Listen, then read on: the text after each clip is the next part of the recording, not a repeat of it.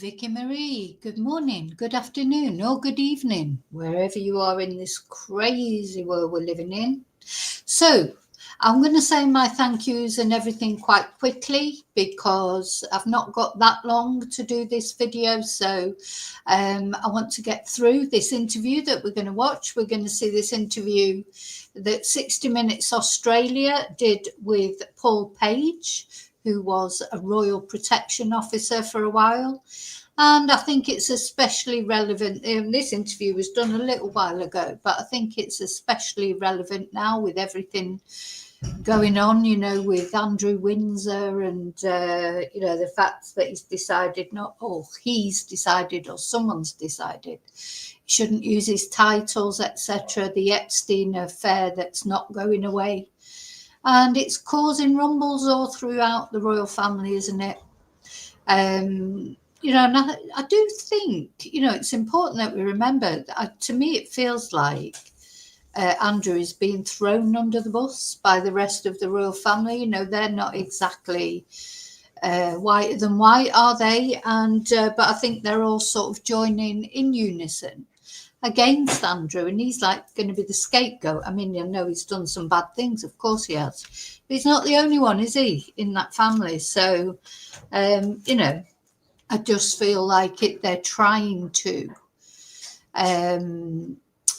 he's taken all the focus of everything. So I've been looking at that, and I'm going to talk about that in another video.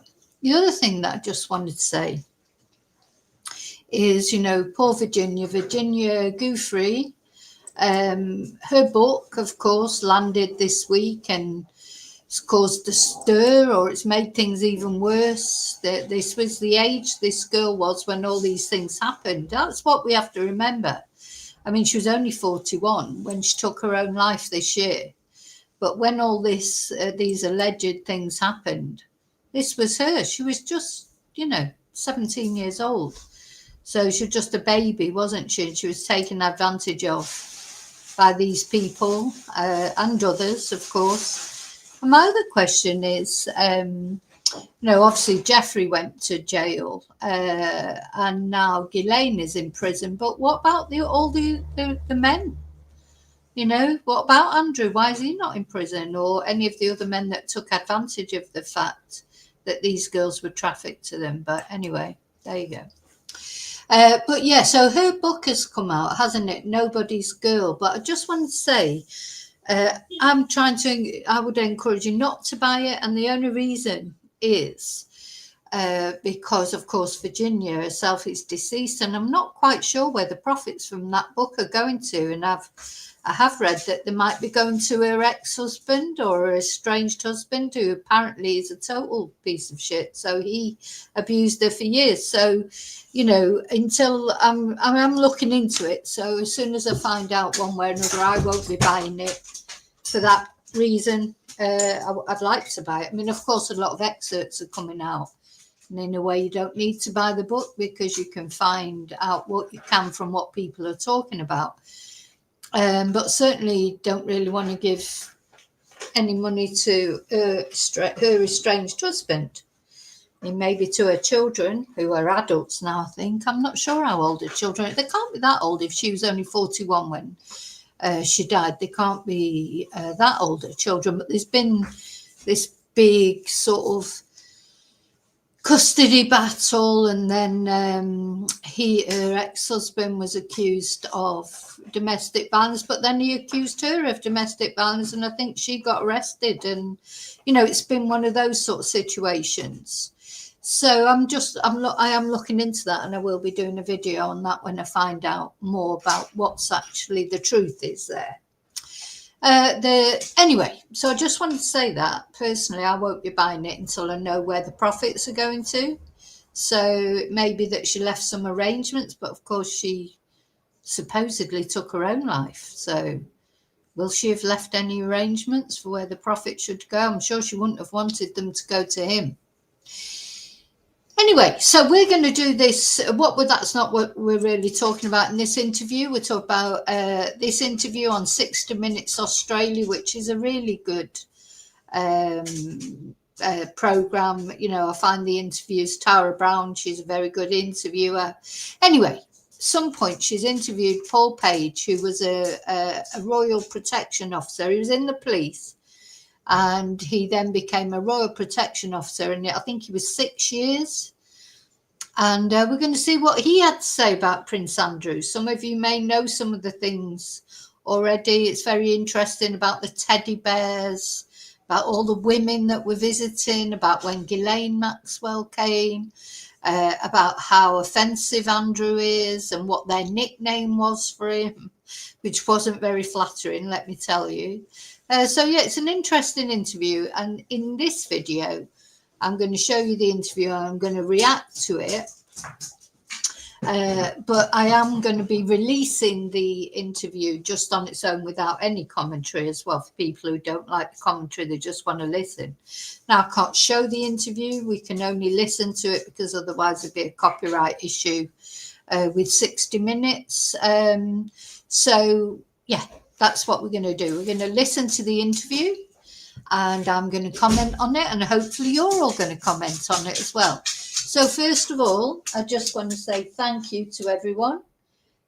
Hey, come here. Good girl, good girl. Sorry, I've just got to make sure. My son's just gone out, so I've just got to make sure the dog doesn't try and follow him up. No, no, no, no, no, no. Hey, no, I said.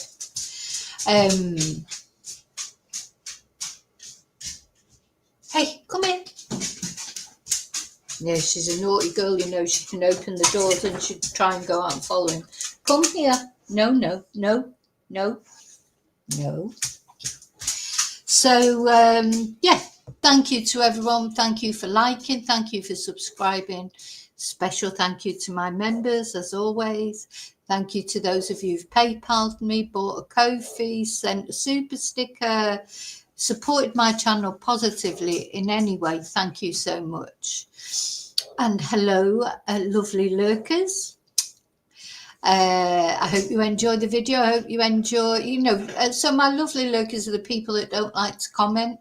You know, that's fair enough. I quite often, I'm a lurker on other channels. Don't always want to comment. So, but thank you for watching. And then thank you to Replay Crew.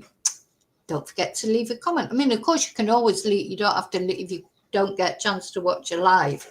You can still leave a comment at the bottom. And I always like to read the comments, see what people think about things. You know, just get people's ideas. Now, apparently, the monarchy itself has dropped below 50% approval for the first time. So I think it's on about 47% of people approving of the monarchy, which to a Republican like me is music to my ears. I would love to see the end of the monarchy. I think they're all as bad as each other. You know, Charlie Boy was in Rome, wasn't he, to pray with the Pope? He took his Bentley over there, didn't he? You know, he's the eco-warrior who talks about saving the planet and then flies his... It's like, you know, I mean, I don't know if that's true or not, but if it is true, it's so ridiculous. What, they couldn't find him a car there. Anyway, never mind. And then, of course, Camilla, or Shamilla, the Wicked Witch of the West, she looked like it, turned up in the weirdest outfit you've ever seen, but it was very similar to the outfit that Princess Diana wore years ago when she visited the Vatican. So, yeah, that's a whole nother video, isn't it? Anyway, so we're going to get on with this interview. As I say, please leave your comments. Please let me know what you think as we go along. And I'll be, of course, saying what I think. Hey, hey. Sorry, God. Just the dog, I'm always nervous what she's doing because she can escape from anywhere. Okay, so let's have a look at this interview. So as I say, I've loaded it up on the YouTube channel. At the moment it's private, but after I've you know, after we've sort of reacted to it in this video, I'll be releasing the video on its own, you know, with no commentary, as I say, for those of you who prefer to watch it without commentary. So this is Paul. And this, of course, is Tara, who'll be interviewing him. And as I say, I'm sorry, I can't show you the video because I think that will definitely get picked up as copyright. But I can, we're going to listen to it. At Buckingham Palace. So I was based with the Royal Protection Command from 1998 to 2004. And my role was to provide armed protection to the Queen, Prince Philip and Prince Andrew when in residence at Buckingham Palace, and to oversee guests coming in and out, obviously following correct security procedures. Was it a job you liked? Yeah, it was a good job. I suppose police officers in this country would call it a cushy job, because you're not on the streets rolling about with drunks. You're dealing with, the royal family. Are they easy to deal with? For my time now. Now, it's interesting what he was saying about, I would imagine if you got assigned to the royal household after you'd been a policeman in London, can you imagine, especially nowadays where there's even more knife crime and things. Oh, God, you'd be thinking, this is a cushy job, at the palace or wherever, just sort of travelling around looking after royalty. Well, of course, it depends on who you're looking after, doesn't it? Because to all intents and purposes, well, he's going to tell us, Andrew's quite difficult to work with, I can imagine. Julie, I know, Julie's saying she's had a vision of Andrew being evicted with his Teddies following him, because we're going to hear about his Teddies. They'll need a removal van just for the Teddies by the sound of it. But anyway, we'll come to that. Prince Philip could be a bit tetchy sometimes and, throw a few expletives at you. The Queen. Now, why does that not surprise us? Because Prince Philip, he was known as being abrasive, wasn't he? And of course, he was always putting his foot in it, wasn't he, and saying the wrong thing. He's like real product of his time. He wasn't woke in the least, was he? I mean, he had no chance of ever making Prince Philip woke. And he just said what came into his head and didn't really worry about who he was offending, though I don't think he meant to offend anyone. I just think that's, he was an old man, wasn't he? And he was from a different time. And, I'm not saying you should make excuses for people, but sometimes people don't intentionally mean to be insulting. Like so many years ago when I was married to a Chinese man, believe it or not. If you don't know about that, you can get my book Confessions of a Spanish Teacher and hear about my sort of previous life before I came to Spain or became a Spanish teacher or became a YouTuber. I was married briefly to someone from Hong Kong. I remember once when I was at work and I was telling somebody that I was working with that my husband worked in a Chinese restaurant, and he put his fingers to his eyes and he said, "Oh, does he have to do that?" And I said, "Well, no, he doesn't have to do that because he's already like that because he's Chinese." And he just, well, you can imagine. So he was absolutely mortified. And then he said, I don't know why I said that. He said, because my wife, she's black and people are always, saying things about black people and I hate it. And I don't know why I said that. And, I think he just thought he was being funny. Well, that's a very similar thing to what Prince Philip said, wasn't he? Didn't he make some comment about Chinese people, etc.? It's... Sometimes people say things. I do think there's a difference between sort of sinister racism and just stupid comments that people make. But of course, they're still offensive, and people make comments and they don't always mean any harm by them, but still, can come over as offensive. So. Bye, Julie. Yes, the car's fixed. Touch wood. I'm not 100% confident in it at the moment because I'm terrified it's going to just break down again. But yeah, it's fine. So yeah, Prince Philip, I can imagine that he was a very abrasive person, can't you? You can just imagine that he was. It was wonderful, very polite, respectful. Yeah, and interestingly enough, the Queen was wonderful, polite, respectful. And of course she was the Queen. Like, she's the most important person and she's the most respectful person. And all the men in her sort of entourage, like her husband, her son, rude. And you know what? Prince Charles is rude. We saw that when he was signing, what was he signing for? Was it to do with his coronation? When the pen wouldn't work and he got all aerated. He's rude as well. They're all the same. Now, William seems to be more polite and everything, but who knows what he's like in private life or whatever.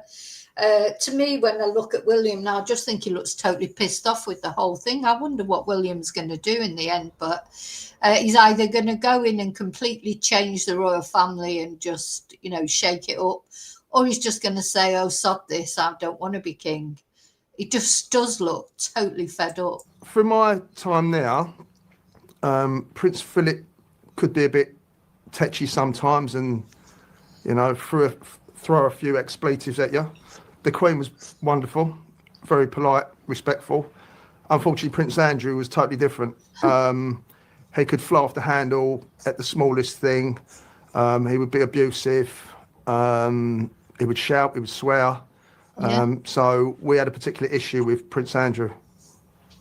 And what would he be flying? But I think Prince Charles is exactly the same. But I think, I've heard, and again, all these things are rumours, because people are too scared to come out publicly. He came out publicly, but most people are scared to come out publicly because there's a big ramifications if you say things about the royal family. Also, they all have to sign a no disclosure agreement, don't they? I don't know how he got around that. I don't know what happened there. But I heard that somebody even puts the toothpaste on Prince Charles's toothbrush. I don't know how true that is because, of course, he doesn't live with Shamilla, does he? They don't live in the same place, I don't think. They live separately, apparently, again, because of his moods, etc. I don't know if it's true or not, but, these are the rumours that fly around and there's normally no smoke without fire. But anyway, I don't know. So what else was I going to say? Oh, the other thing I just wanted to say about Andrew is, I was just saying to you not to buy Virginia Giuffre's book only because I don't want any money going to her abusive ex-husband. But there is another book that's just landed, isn't there, called Entitled. That looks like a very good book to read. But interestingly enough, in there, they say the guy who wrote it says that Andrew, from very young was abused, but I don't know by who he's saying that he was abused by, whether it was that Louis Mountbatten person or what. I mean, I don't know. I think he was 8 or something. He said something happened to him, and then was sort of sex active from 11. So I don't know, is that true? But nobody sued this guy to say that it isn't true. So I don't know. Okay, so that's a book though that might be interesting to read. But I just don't want Virginia's money going to her ex. Do you know what I mean? Oh, you're reading Entitled, Blue, right? Okay. You haven't got to that bit. Well, I saw him I've watched a couple of his interviews. I was going to play one of his interviews, but the bloody woman on it from the Telegraph, she just never stops talking. And don't get a chance to hear what he's got to say. So maybe I'll cut her out of it. Maybe I'll record it and cut her out. Off the handle about? For example, if the officer's on the gate, because sometimes they're dealing with guests, and he suddenly turns up. Usually we get a notice from his protection officer in the car who's with him that they're coming in. Sometimes it'd be a case of we haven't got the gates open quick enough. So if he has to slow down for a small minute, he would shout out the window, "You effing buffoons," and stuff like that. So there was no leeway. If it wasn't done right for him, then he would fly off the handle. Yeah. And what was your response to that? we made numerous complaints regarding his attitude, because we're there to protect him, and the staff are there to look after him. The maids and the servants are there to look after him, and there's no reason whatsoever why a person with a royal title should be verbally abusive to his staff. But unfortunately, not many people understand the hierarchy within the palace. It's an archaic system. So it's a very, very old system. It's not like if you worked in an office and you swore at someone, it'd be dealt with. In the palace, it's totally different. People are too frightened to take the complaints higher up the chain. Bearing in mind, Prince Andrew was the Queen's favourite. Yeah, you can't imagine that. Where would you go? Would you complain about Prince Andrew? It's hard enough to complain in the workplace, isn't it, about your boss? But to complain about Prince Andrew to the Queen, and it's her favourite son. I mean, you just wouldn't be able to, would you? You'd be terrified. You wouldn't want to lose your job either. You know, you'd be worried they're going to bloody bump you off as well, because they bump people off if they're not happy with them, don't they? No one would dare, make an issue with regards to his attitude. Is he an intimidating figure in his own right? I'd say so, yeah. I mean, I can give you numerous incidents of us doing our job and basically being lambasted for following procedure. In so much so that we used to break the rules for him in order to have an easy life, if you want to call it that. Like what sort of rules were you breaking? So, for example, he used to have a lot of young ladies come to the palace during up to about 5 o'clock is sort of office working hours. So what would happen is at the front of the palace there's a security post called the North Centre Gate, and that's where all the appointments for the day are held. So there's another security post within the palace. All members of the royal family, their personal household, would send down the appointments for each royal. They would be then transferred to us, so we would know who's coming in at what time to see who. So the procedure would be they would present themselves to us at the North Centre Gate. We would check their ID, ring up to check the book to make sure their name's in the book, and then send them up to the next security post where they would be met by the member of the household for that particular royal. Now, Prince Andrew followed that procedure to a degree, but then after 5 o'clock, when the working palace closed down, his private guests would turn up. We were not privy to the names of the women turning up.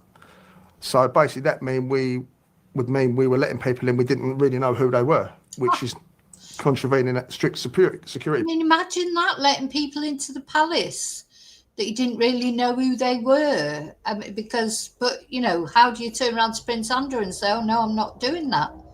Very difficult, isn't it? But what a security risk. Now, you listen, if Prince Andrew or Andrew Windsor, if he wants to have women in there, I mean, he's had this sort of long relationship with Sarah, hasn't he? Like where he was married and then they split up, and now they seem to be bosom buddies, like living together in the same place. But it is a 32-room mansion or whatever. It's not like they're living together in a 2-bedroom flat somewhere. And, you think, God, how are they managing that? They're living in a massive house together. So they wouldn't have to see each other for a week if they didn't want to.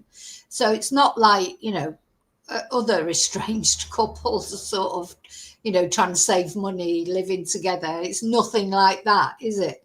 But really, apart from Menku Stark, years and years ago, you don't really hear Prince Andrew. I'm going to stop calling him Prince. You don't hear Andrew's name linked, do you, to relationships, apart from with Sarah Ferguson.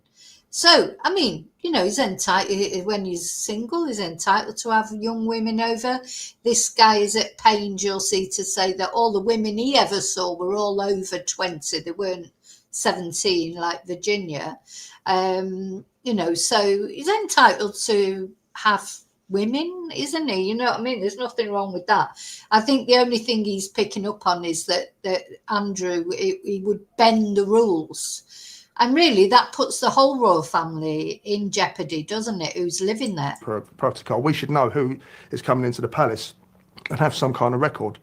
And on one particular occasion, the procedure was, we got used to it. So a lady would turn up, she would say, I'm here to see Prince Andrew.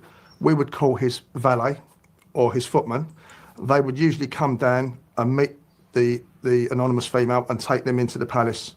Sometimes we would let them walk across the forecourt into the middle of the palace where the Duke's private door is, and they would make their own way to his apartments.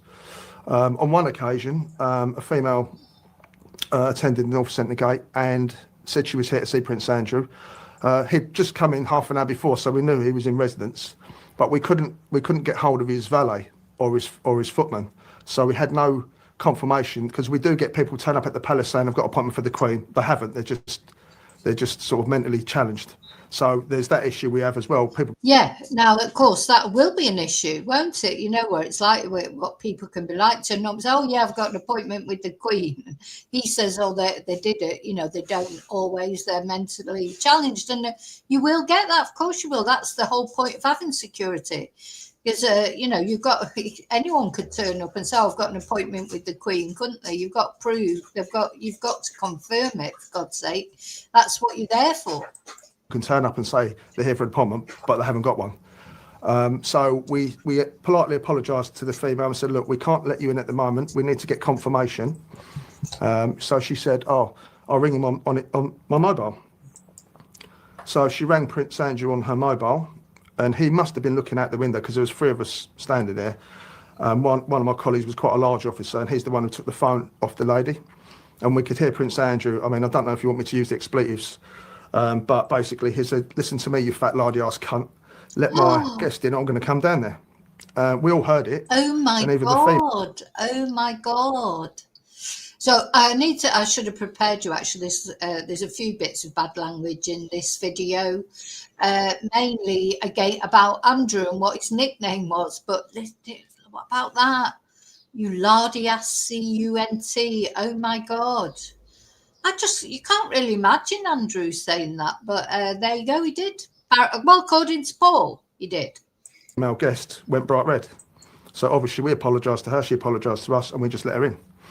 And that was one example of when we are trying to do our job. We're trying to be, safeguard members of the royal family, and Prince Andrew didn't understand that. As far as he was concerned, we've caused him a problem. And yeah, it's just constant with stuff like that with him. When you say young ladies, what ages are you talking about? Yeah, I mean, I've been asked this many times. I would not put any of them young ladies under the age of 20. They would be 20s upwards. I've always said that. There was a constant flow of females visiting Prince Andrew late in the evening, whom we were not privy to their names. So what, amongst the protection officers, what was the banter about Prince Andrew and his entourage of women, the number that were coming in? We obviously thought it was a bit of a boy, and the joke was he should have a revolving door in his bedroom. It was that sort of attitude. I mean, he would get his protection officers to drive some of these females home. And to be quite honest with you, last time I looked, Royal Protection Command isn't the taxi service. So he. Now, I've got an anecdotal story for you now, which I probably have told before on my channel, but is 100% true. A student I had years ago, he was a chauffeur. He wasn't a chauffeur for the royal family, but he had a friend who was a chauffeur for the royal family. And the night before Charlie Boy married poor Diana, the chauffeur had to take Charlie to Nicholas Soames's flat. Nicholas Soames is the grandson of Winston Churchill and one of Prince Charles's best friends. And this chauffeur was tasked with either, I can't remember if it was taking Prince Charles to the flat or Camilla to the flat. It was one of them. And the night before Prince Charles got married, he spent it in Nicholas Soames's flat in London with Shamilla. That is the sort of man Charles is. Now, I was told there's no reason for this man to tell me this. This is a student that I had years ago telling me about a friend of his who was a royal chauffeur and had to either pick Shamilla up and take her to the flat or pick Charles up and take her to the flat. It's one way or another. And So that's where Charles spent the night before he married that poor woman, Diana. So, you know, the thing is, these people that work for the royal family, they have got a lot of secrets. You know, it won't only be Andrew. You know, this is what I'm saying. It's not only Andrew. I think the whole royal family are ganging up on Andrew at the moment because he's the easy target. He's making people look too closely and they don't like it. So they're all ganging up on Andrew just in case anybody starts looking at them. You know, and Charles is a prime contender. He's not a nice person at all, and neither is Shamila. Misused police resources for his own ends, but obviously protection officers aren't going to say no. They're going to do what they're told, because you're now in an environment. You're part of the royal household. You're not part of the Metropolitan Police anymore. You're now in that bubble, and your loyalty is to the royal family, and that is how it's perceived. Did Prince Andrew have a nickname at that time? Well, his official code. So if he was to come into the palace, he would. Sorry, I just need to warn you. There's some bad language coming up here.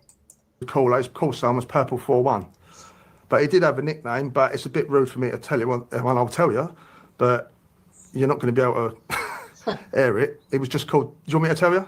Yeah. It was called the cunt. Plain and simple, because. just that's it, you know, the C-U-N-T. I'm gonna have to bleep that out, I think, but you know, fancy that being your nickname by people, you know. Anyway, there you go. Make of it what you will. Is he telling the truth? I personally think he is telling the truth. Unfortunately, he upset everyone he come across. He was the most unpopular member of the royal family while I was there, and he was just rude, arrogant. I mean, his sense of self-entitlement was breathtaking. You know, police officers having to retrieve his golf balls in the back garden. I mean, what's that all about? You know. So he treated staff, you know, in a demeaning manner. I mean, the teddy bear story, I went public with that not to embarrass him or for a joke or for salacious gossip. That was a clear example of bullying and coercive behaviour by someone who's a senior member of the royal household. I mean, no one should have to put teddy bears back on a bed using a laminated card for instructions. So we're coming up to the teddy bears now. Why has he got all those teddy bears? Now, as I was sort of leading up to before, hi Angel, hi. I do think he's a bit of a sort of sad figure, isn't he? You know, like it's like he's never grown up. You know, maybe he's got some autism or Asperger's or something, because he's not supposed to have any empathy for anybody else. He's so sort of in his own little world.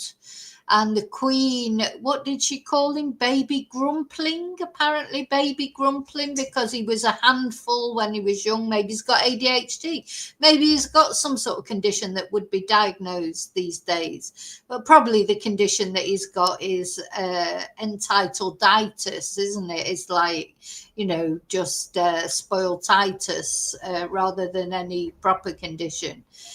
He really doesn't seem to see it. I mean, I think you saw that with that interview with Emily Maitlis.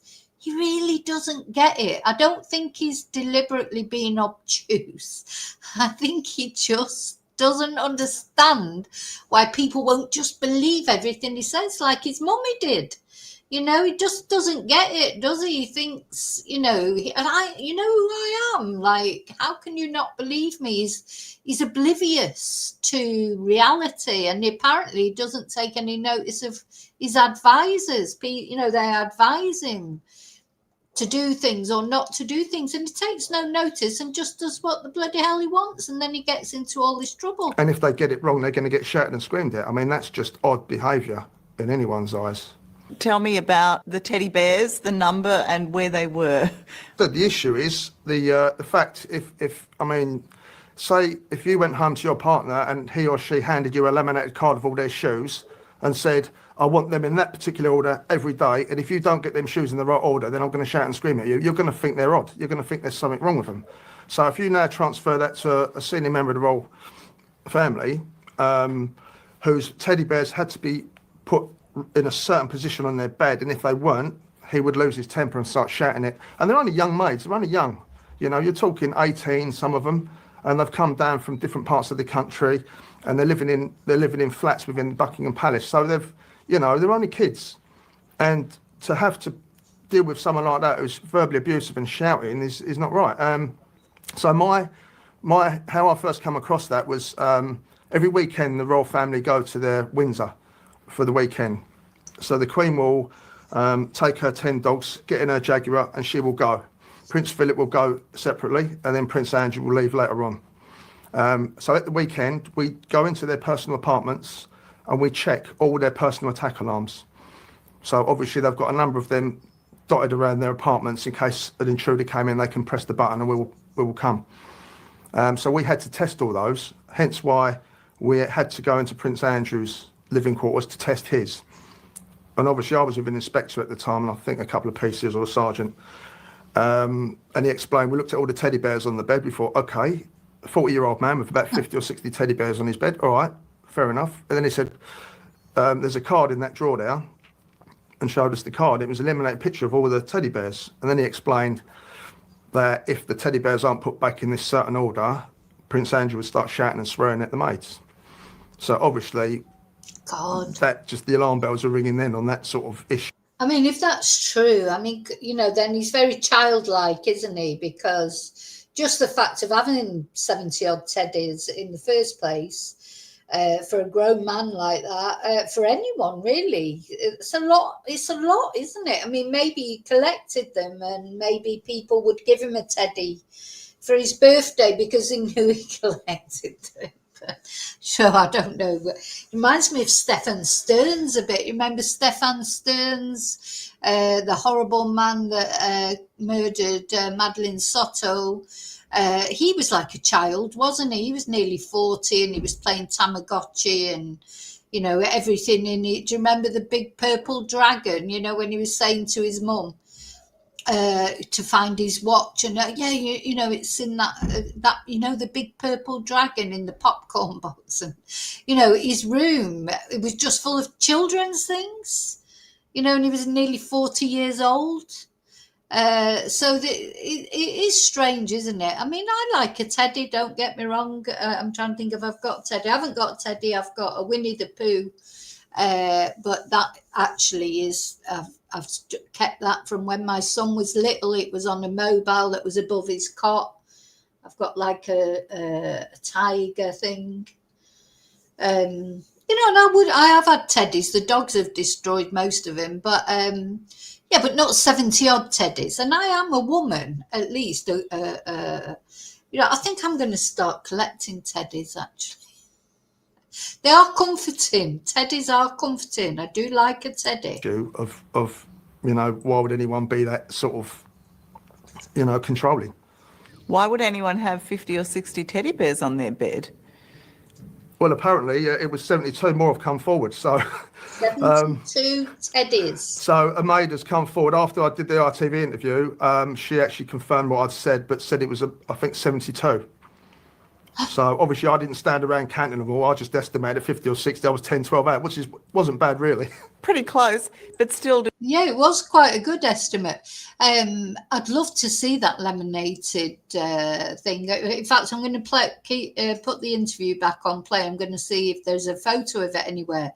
Surely somebody somewhere along the line has took a little sneaky photo of that laminated teddy, showing everybody. Do we have any answer as to why he has so many? No. I mean, I think what happened was he got quite a lot of stick over that. But the bottom line is it comes down to, we didn't really know much about coercive and bullying behaviour 20 odd years ago. And, it's only recently that people, in domestic violence situations, have come forward and people are starting to analyse what could be construed as coercive behaviour. So looking back to me, that's definitely something that's not right to have staff put stuff, teddy bears back in a certain order, otherwise you're going to lose your temper. That's just not right. That's the whole issue that Prince Andrew has, really, that he needs to talk to someone about, I think.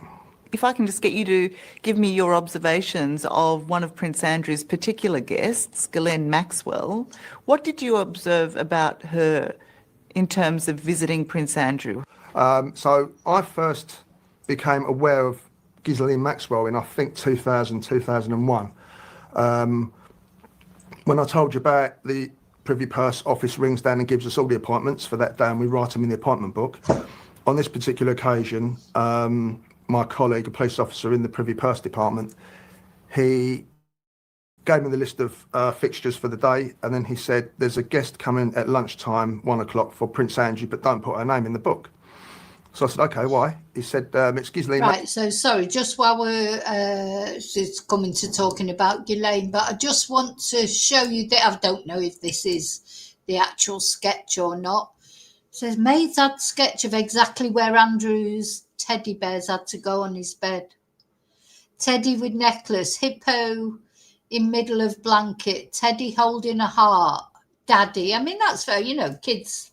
The kids have probably bought him teddies. Oh, he's got Black Panther, a grey hippo, Prince. I mean, I don't know if that's... where is the sketch? Where's the actual sketch itself? I don't know that that's actually it. But I'd like to see it. I'd like to see it. I mean, we all like, we all like, oh God, there's so many. When I Googled Prince Andrew teddy bear, oh my God, you can imagine there's a million things came up. A million. So, it's obviously caused a stir over the years, hasn't it? Let's go back to the... Let's go back to the interview. Oh dear. I mean, you wouldn't really like, you're trying to think about my bedroom. What if I've got things that organise in a weird way? I don't know. Maxwell. So I said, fair enough. I didn't really pay much attention to it then. I said, fine, if that's how it is, that's how it is. So I went out, told my colleague, and then we sort of discussed between each other. That's not really a good look, having Robert Maxwell's daughter visiting Buckingham Palace when the Queen's in, for certain reasons. So anyway, about 1 o'clock, she turned up in a chauffeur-driven Range Rover. She just glanced at us. The chauffeur spoke, said it was Ghislaine Maxwell, and we just showed her straight into the quadrangle where the Duke's private entrance is. Sometime later, we were relieved from post, and we made our way through the palace gardens. And just as we got to the Queen's private apartments, which overlooked the grass, we saw a picnic being laid out by the footmen and the maids. Quite a big picnic. So we went on our way, went to the police lodge, had our break. As we came back, we noticed it was Prince Andrew and Ghislaine Maxwell sitting having a picnic. And again, we said, I wonder if the Queen knows who's sitting on her lawn, having a picnic with her son. So we thought it was a bit, if the press got hold of it, it might be an issue. But so that was my first. Yeah, because don't forget that time there's all this big scandal about Ghislaine's dad, Robert Maxwell, and he'd been found dead off his boat, hadn't he? And, it was very mysterious, and then all that money had disappeared from the pensioners. So, yeah, but there's photos out there. In fact, I've got a photo that I downloaded of Ghislaine and Geoffrey sitting on the throne. So Andrew let them go all around that place, all around the palaces and everything. He had no respect, and he didn't show any respect to his own mother. When I first noticed her, after that, she became a fairly regular visitor. Personally, I'd say within over the 2 years, I'd seen her come in about a dozen times, and she was just waved through. There was no stopping, asking for an appointment. She would just go straight through, which obviously is not procedure. Procedure is you'll stop, we'll check if there's an appointment, and then if there is, you'll be allowed in. So to myself and my other colleagues, we got the impression that they were in some form of intimate relationship. Did she ever stay the night? That I can't say. I can't say. Obviously, sometimes I would have. So you got the impression that they were in some sort of intimate relationship. So, but what I do like about this guy that makes me think that he's probably is telling the truth is if he doesn't know the answer, he doesn't make it up. Like she said, did she ever stay the night? And he say he doesn't know. You know, he could easily say, "Oh yeah, I'm sure she did." You know, if he wanted to be especially salacious. So I do think he's telling the truth because when he doesn't know something, he just talks about what he's seen. Gone off duty at 10 o'clock or 6 o'clock or 2 o'clock in the afternoon. So I can't say if she ever stayed the night. What do you think the issue is that Prince Andrew and Ghislaine Maxwell having a relationship? Well, I mean, if you look back now, I mean, if you look at half a dozen of his close friends are now convicted sex offenders, including Ghislaine Maxwell. The lifestyle that he led back then, he has questions to answer now, unfortunately, whichever way you look at it. I mean, if one person had found out that one of their friends was a sex offender, you'd think, that's out of the blue. But to have 5, 6, that's, to me, that's uncomfortable reading. And I think what Prince Andrew he's trying to do now is... Well, that's it. And it's not only Prince Andrew. They're all of them involved with, Jimmy Savile, Rolf Harris painting his portrait of the Queen. What is it? One is an accident, 2 is a coincidence, and 3 is a pattern. How many PDFs? Why do they know so many of them? Distance himself from Ghislaine Maxwell. And I think it's completely delusional because there's pictures of him and her in parties, and she stayed in Balmoral. And I know for a fact of my colleagues, one of my colleagues saw her come in and out 4 times in one day. So at the very least, they had a close working relationship, a close friendship. For Prince Andrew to say, I hardly knew her is he's delusional. What is your response to claims by Prince Andrew that he did not know his friends were sex offenders? Well, I mean, he spent a lot of time with these people, and I'm not judging Prince Andrew because he's got to answer for his own actions. But I've only ever commented on what I saw and what I perceived, and so I'm looking at a man. And he's just a man at the end of the day. Take away the royal title, because a lot of people are under the perception that because you've got a royal title, you're not capable of wrongdoing. And there's a lot of people out there that think that, and you can't live your life like that, thinking people. That's how Weinstein and Epstein got away with what they did, because people thought they were so rich and powerful they wouldn't be doing stuff like that. Well, Prince Andrew, with what I saw with young ladies coming in and out, we weren't allowed to know who they were. We got the impression he liked the young ladies because he was in his 40s at the time, So he obviously had a thing for young women. He liked partying. I mean, there's plenty of pictures on the internet, unfortunately, with him sweating profusely as well. Yeah. And so he's now in a position where they are close friends. They were close friends. He can't distance himself from the fact because the pictures on the internet. There's statements, there's witnesses, and I think he's pulling at straws. What his personal habits are in the bedroom, I have no idea. But all I can say is by the balance of probabilities, the amount of friends, his close friends around him, are all convicted sex offenders. He has questions to answer. Did you or your colleagues ever observe Jeffrey Epstein going into the palace? I personally didn't, and to be fair, I wouldn't have recognised him.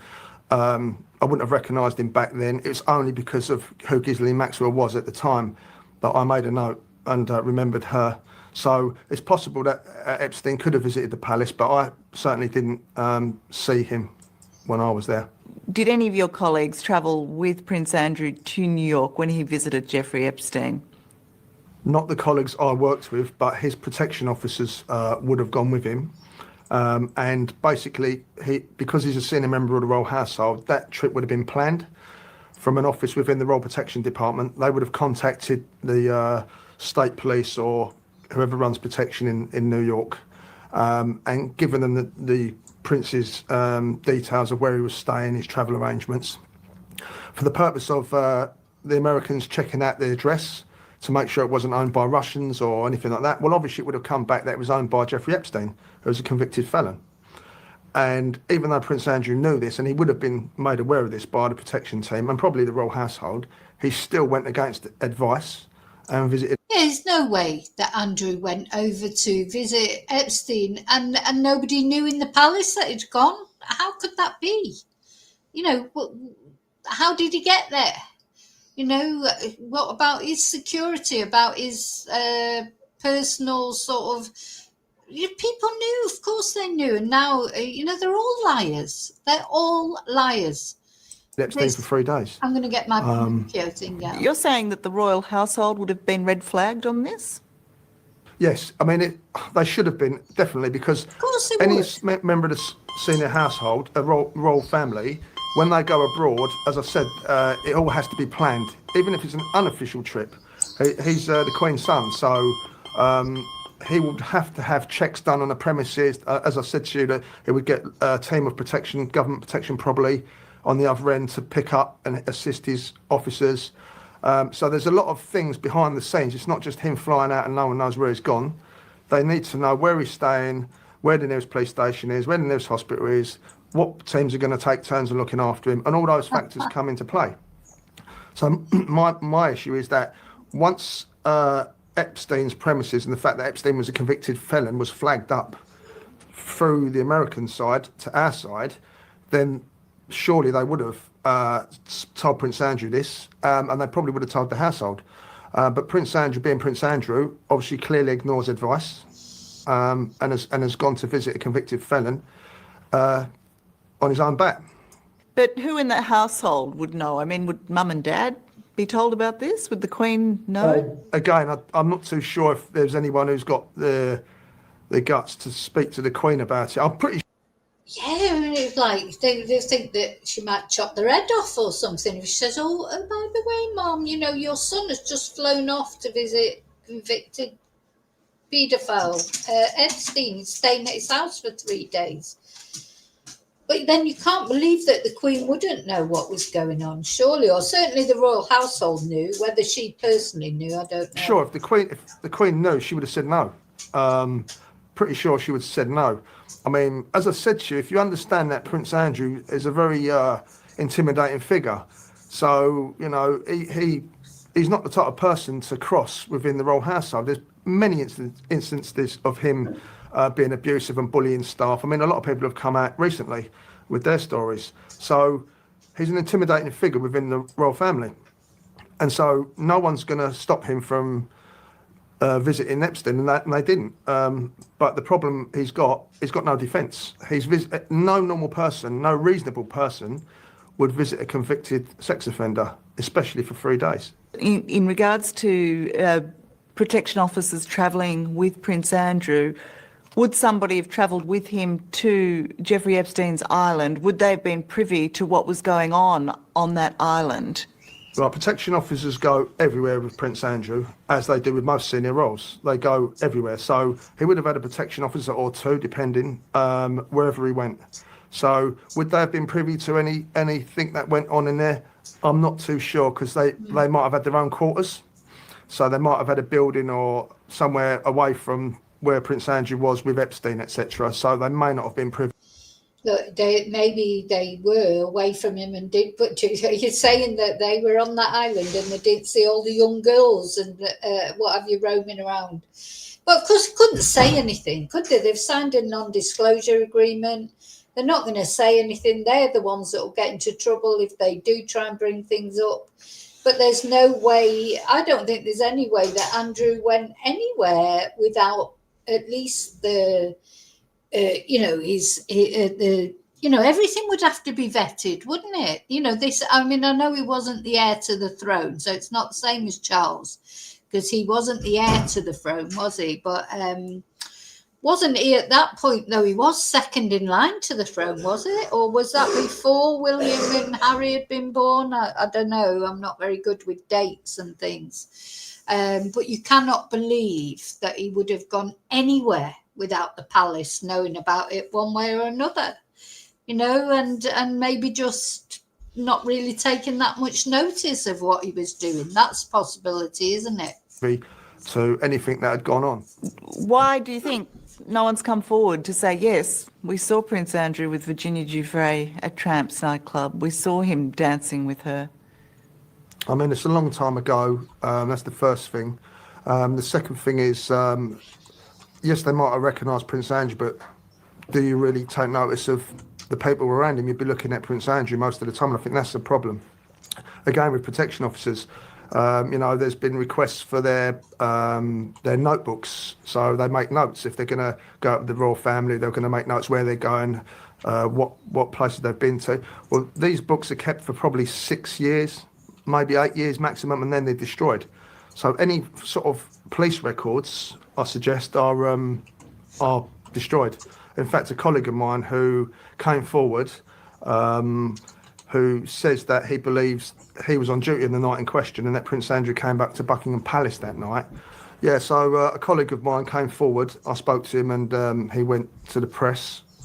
Basically, he believed that on the night in question, he was on duty and Prince Andrew came back unexpectedly to Buckingham Palace, because once the royals go, we know they're out. They don't come back. They're gone. They'll go to wherever. And on this particular occasion, they turn up out of the blue. And for some reason, my colleague was pretty sure it could have been the night in question, but he applied for his duty records and they'd been destroyed apparently. So when you say the night in question, what do you mean? The nightclub incident. It stuck in his head, and unfortunately, he's too frightened to come forward and be identified. He's frightened of the backlash. He's frightened of scrutiny. Same with other colleagues that I've worked with. They're the same. They've got businesses, and no one wants to get involved. I'll be honest with you. You're going up against the royal family, so there's a lot of fear amongst ex-police officers of coming forward. They've signed non-disclosure agreements as well. So they're worried about that. They're worried about their pensions. There's a lot of people out there with information that are just too frightened to come forward. So do you believe that there is information there that would support Virginia Giuffre's claims against Prince Andrew, that your colleagues are witnesses to something, but they're just too scared? You know what? I honestly couldn't say whether or not there'd be witnesses to that incident or Virginia Giuffre, but they would certainly have information about his whereabouts, possibly, his comings and goings. We've discussed it many times, but as I said to you, no one wants to, come forward. They're just too concerned for their own safety and their own sort of, not safety as in they think they're going to get harmed. Very quickly, what is your response to Prince Andrew's claim that at the time he was with Virginia Giuffre, that he was unable to sweat? Yeah, I think with Prince Andrew, from my own personal 6 years that I was working there, I can honestly say that he's been protected by the royal household and the royal family. And when I say protected, I mean he's never had to answer for anything. He's never been told he's done anything wrong. He's never been held to account on anything. And unfortunately, he did the interview with Emily Maitlis on BBC, and it sort of showed the general public that Prince Andrew's not very bright. No. And his problem is he's saying he doesn't sweat when there's photographic evidence out there that shows him sweating profusely. Did he that forget argument about in front of a civil court is going to go down like a lead balloon. He's not thinking through his. He hasn't got a defence. Let's be honest. He has not got a defence. Have you ever observed him sweat? Yeah, there was one incident. I recalled it because, and I said this again 14 years ago. I was on duty in the back garden, and he came out with his PPO, his protection officer, with his golf bag, dropped a dozen golf balls on the floor right next to my post. I was about 10 feet away from him, and started whacking the golf balls towards the lake. There's a big lake at the back of Buckingham Palace. So the protection officer went up about, 20, 30 yards, waited for him to run out of balls, and then started throwing the balls back to him. And I remember that because I just thought, I've seen it all now. And then a footman came out with a towel and a drink, and Andrew wiped his brow. Why would you remember that moment of sweat? Because because he had a police officer picking up golf balls, and so I had to stand out of my post and watch this because I'm not allowed to. If a member of the royal family is in the garden, you have to stand to attention. And obviously, I was observing, and I just couldn't believe that a police officer was acting as a ball boy. So obviously, that stuck in my mind. It was a hot day. It was a hot summer's day. I was sweating. And he was whacking golf balls. And if you're wiping your brow, what are you wiping off your face? As far as I'm concerned, he was sweating. And that's what I saw. Prince Andrew denies any involvement with Virginia Giuffre, and he claims that on the night she says that she was made to have sex with him, that he was at Pizza Express at Woking. Do you have an opinion on that claim by him? Well, I think if a member of the royal family went to a Pizza Express restaurant, there'd be a lot of people who would remember that.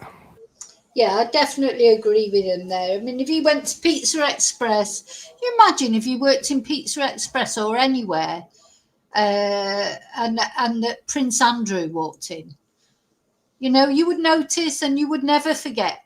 Never. Especially the staff. And I don't think any of the staff members have actually came forward and remembered Prince Andrew at any stage visiting Pizza Express. So you've got an issue with credibility on the fact that there's not one witness that have come forward to confirm this. So at the moment, again, it's his word. And that's all he's got. He's not brought any witnesses forward that were there. Again, with regards to protection officers, there would have been a protection officer with him, as was in Tramps, if he's gone there. So if it's a private function, not necessarily would they have had to go and do an advanced party and check it. They would have just gone with him, escorted him there, if he actually went inside. But there are no witnesses to confirm that. So that is just what he is saying. Do you believe him? I always keep an open mind. I think it's the right thing to do. Keep an open mind and let the facts speak for themselves. Personally, he's shown himself to be dishonest in the things that he's saying, particularly the sweating and the other things he's come out with. The Epstein, I went there to say goodbye to him. I mean, that's just ridiculous. I mean, who's going to believe that? He's got a credibility issue now.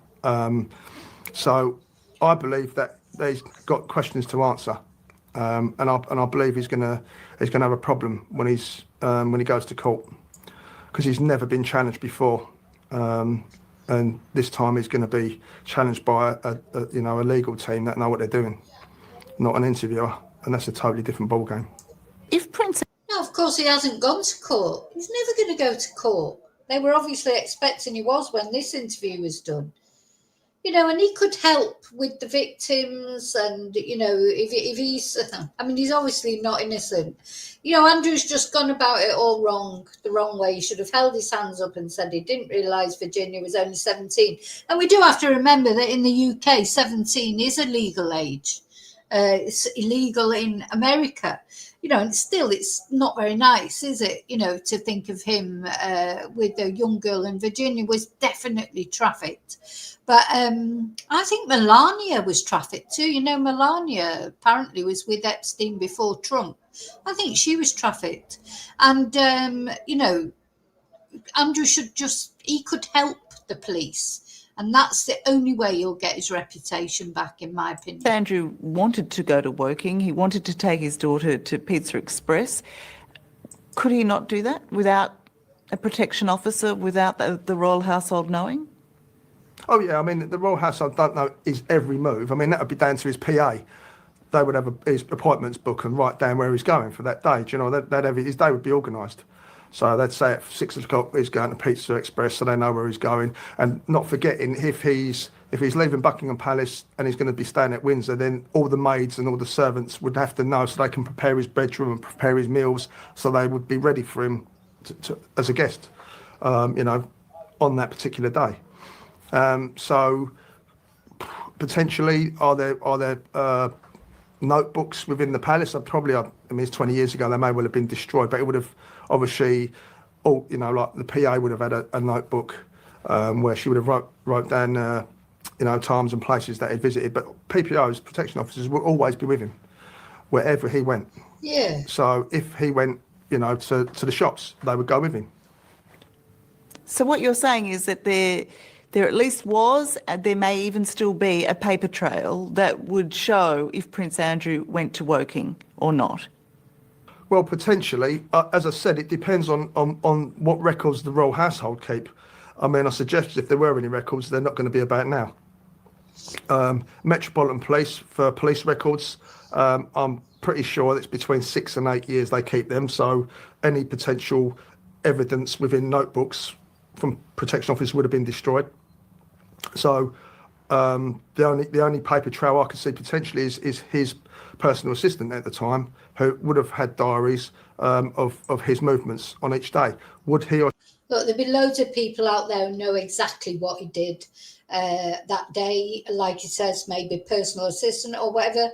They're not going to come forward. Well, that really tells you that he's lying as well, because if he wasn't lying, they would come forward. You know, because whether they've signed an NDA or not, he would want them to. If he was telling the truth, he could produce his personal assistant or produce his security person who took him in the car to the Pizza Express or whatever. He could produce those people. But the fact that they're not being produced, to me, says it is not true. Because if it was true, he would have produced the people that could prove it was true. And he hasn't. She have kept them for so long? Maybe. I don't know. Paul, what motivates you to speak out? Basically, obviously, I got myself into a lot of trouble when I was a Royal Protection Officer. I basically was dealing in shares. I became... No, I was going to tell you a bit about his history now. He's not blameless. He's not innocent. So, you know, he's got himself into trouble. He's going to tell you all about it. And then, you know, it's up to you whether you believe what he said about Andrew or not. A millionaire while I was a Royal Protection Officer in my own right before I got in trouble. And I basically started investing police officers' money as well. And it came to a point where I was just hemorrhaging money. It started off well. We were making money. And I was dealing with millions of pounds, and the stress got to me, and I started losing money. And I just didn't have the guts to admit it to myself or my colleagues that it had gone wrong. So I turned to fraud to try and keep the boat afloat. And all that succeeded in doing was ruining more people. I went to court. I was held to account for my actions, and I spent 6 years in prison. And whilst I was in prison, I learnt a very sort of... Thing is, he paid his debt to society. You know, Andrew's never going to go to prison, is he? The royal family never go to prison, do they? They can do whatever. They're not going to go to prison. There's never any consequences for anything that they do. Nothing. Valuable lesson, and that was always be honest to yourself and others, and then you can't go wrong. And the only reason that I'm speaking out now is because I'm standing by what I said back in my court trial. I have not gone out to the press in any way, shape or form to put myself out there. A few years ago, what I said back in 2009 wasn't really relevant to today's situation with Prince Andrew. Over the years, what I said... So 2009, when you originally said stuff about Andrew. So, you know, a long time ago, 16 years ago, but it's all become more relevant now, hasn't it? Has now become relevant. And so the press started using bits and pieces from what I'd said. So I thought, at the end of the day, it's what I said. I've got to stand by what I said, because it's 100% true. I've been corroborated. A lot of the stuff I've said has been corroborated by independent witnesses anyway. So I'm on no revenge mission. I just feel that Prince Andrew has got a case to answer on all levels, including bullying. And I suffered at the hands of Prince Andrew. Young girls suffered at the hands of Prince Andrew, his maids, other police officers and members of staff. But none of this has ever been looked into because people were too frightened. And also it's important for the public around the world to understand, just because you've got a title, and as I said previously, it does not mean that you are a good person. Yeah. So the real Prince Andrew, his personality needs to be put out there, and people can make their own decisions about what kind of person he is, listening to the evidence that comes forward from other people. So you're sure that his mistreatment of you, as you describe it, isn't what's motivating you today, that this isn't about revenge? You're not trying to kick him while he's down? No, I mean, it never has been. I mean, as I said to you, no one's ever come forward to challenge my story. And all I've done is come forward and backed up what people have asked me. I just think that it's important that people understand who Prince Andrew is. He's a very unpleasant person. Does it sound like Not the revenge? only Well, I'll tell one. you what. Read some of the statements that have come forward from other people about how he's mistreated staff. They can take the reins if they want. I've said my piece, and luckily, I put myself on offer. I knew I was going to come in for flack when I did ITV because of my past, but luckily, other people have come forward. It's encouraged other people to come forward, and that's all I can hope for. So if they want to tell their story, I'm quite happy to sit back and let them carry on. Where do you think Prince Andrew got his nickname Randy Andy from? Well, I mean, Obvious, I let enough really. people, ladies through the palace. So yeah, I mean that's one of his nicer nicknames. But yeah, I mean he had that nickname because he was always with women. If you go on the internet, there's women hanging all over him in certain nightclubs, and some of them not quite what you'd expect a senior member of the royal family to pictures to be taken. So yeah, I mean he had a healthy interest in young women. I saw that, my colleagues saw that, and we experienced it because we were the ones that let him in. So yeah, that's standard. I don't think people are annoyed with Prince Andrew or Andrew Windsor because of him having an interest in women. I mean, that's a natural thing for a man. But obviously, it's the way he's tried to throw Virginia under the bus. At the end of the day, Virginia is telling the truth. It's the lies, I think, that make it worse for him. At issue is whether he had an unhealthy interest in young women, and to that point, do you believe Virginia Giuffre? Right. Well, I don't want to get involved in between who's right and who's wrong. I'm not here to say I believe Virginia or I believe Prince Andrew. I'm basically saying, look, this is what I know, and you're asking me if I believe, that something went on. I can't be honest with you. I can't say that I do. I think that's for a court to decide, because we can all have our own opinions, but I don't think it's healthy. The man's going to trial. And I know things have come out and I've said things, but at the end of the day, he's got questions to answer. Though. But what I will say is that one thing that did make me uncomfortable, slightly uncomfortable when I was working there was another story I told when we were on duty and it was late, and we got a call saying there's a taxi coming in and 2 young women for Prince Andrew, same procedure, let them straight in. So I said, okay, no problem. So they turned up, and they were dressed in they were scantily clad dresses, very short, very low cut tops, heavy makeup, in their 20s, drinking from cans of Coke, laughing and giggling. They may have had a drink. So we just let them in. My colleague said, sort of looked and said, I'm not sure that's the right attire for young ladies coming in to visit a senior member of the royal family, because they were not dressed in, like other women would be dressed in certain way, suits or whatever. These 2 ladies were, dressed very, scantily. So he commented on the radio to the other officers. So by that time, everyone wanted to see who these people were. So when they came out from his apartment after about an hour, the officers went down to the side gate where they were exiting to view these 2 individuals. Unfortunately, we didn't realise Prince Andrew was with them, which is it's quite rare for him to escort 2 ladies down, because he usually sends the footman down. So he came out, we hid, and he actually walked them out onto Buckingham Gate, which is the main road outside Buckingham Palace, and stood there with them for 5-10 minutes and hailed a taxi for them with no protection. I've never ever seen him do that, and we wondered as to why he'd gone to that much trouble. So that was a strange. Do you imagine Prince Andrew or any of the royal family out on the street calling an Uber or something like, and the Uber driver turns up like, oh yeah, can you take that? Oh, just crackers, isn't it?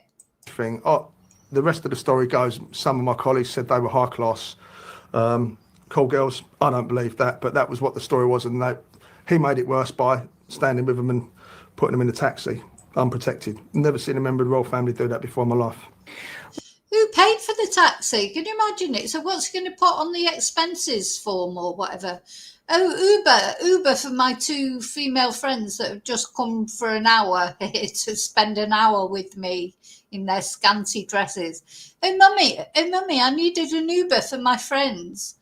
Yes, can you pay that taxi for me, mummy, please? Why do you think these people's names weren't recorded? Why was it important that there was no record of who entered the gates of the palace?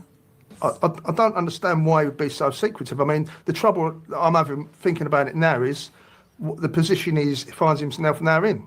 I mean, who were we letting in back then? We don't know. God knows. Why did he feel the need for us to breach security protocol by keeping secret people's names? I don't know. But it just doesn't ring true. I mean, no other member of the royal family breached security protocol. It was only Prince Andrew. Only Prince Andrew. I think that's very relevant. I mean, when he worked there. So in the 6 years he worked there, it was only ever Prince Andrew who broke the protocol. So, yeah, I still got visions of Andrew in the street calling an Uber and then trying to get the money off his mum to pay for it. Anyway, so the way he now. conducted himself obviously stuck out of my mind, and I think his actions back then are quite relevant to what he's facing now. He led quite a hedonistic lifestyle, and unfortunately, it's come full circle. Now he's got questions to answer that he doesn't want to answer. So, do you welcome the fact that he is being forced to answer them? Yeah, he should be held to account for as I said before, a number of issues. I mean, if he's got himself in a position like he has now, facing a serious lawsuit, then he's only got himself to blame. So this must have been before he paid the £12 million that he borrowed off his mum that she found down the sofa to pay off a woman that he's never met. £12 million. Oh yeah, mummy. Yeah, you just can imagine it. I need £12 million. What for? To pay off this woman. What woman? Well, I've never met her. I don't know anything about her. Well, why do you need to pay her off? Oh, well, just, only £12 million. It's just not worth the effort of going to court. Just give me the £12 million and it'll all go away. It'll all go away, mummy. And mummy goes, okay, I think I've just got that down the back of the sofa or in my spare handbag in the corgi's room. It's just the most ridiculous thing. £12 million to pay a girl that you've never met, who's saying you've done something that you've never done, £12 million. A bargain. Okay, I've got to go now. That's the end of that anyway, and I have to go. I hope you all have a great weekend. If I don't see you before the end of I'm sure I will. But anyway, so take care. Andy's been has been very silly because I think he could have dealt with this a different way. I think whoever's been advising him has not advised him very well, or maybe they have tried to and he's just took no notice.